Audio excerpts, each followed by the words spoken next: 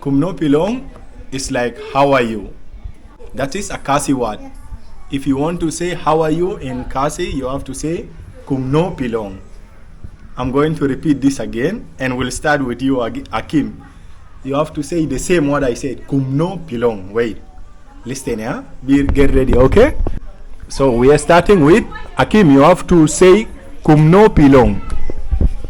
Kumno pilong. Kumno pilong. Kumno pilong. You are going to have the last chance. Everyone get 3 chances. You have to say kumno pilong. Kumno pilong. Okay, guys.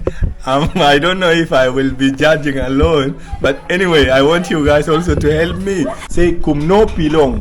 Kumno pilong. Okay. Next. An. Repeat the word I said. Kumno pilong. Again. Kumno pilong. Kumno pilong. Kumno. Last chance for you. Kumno pilong.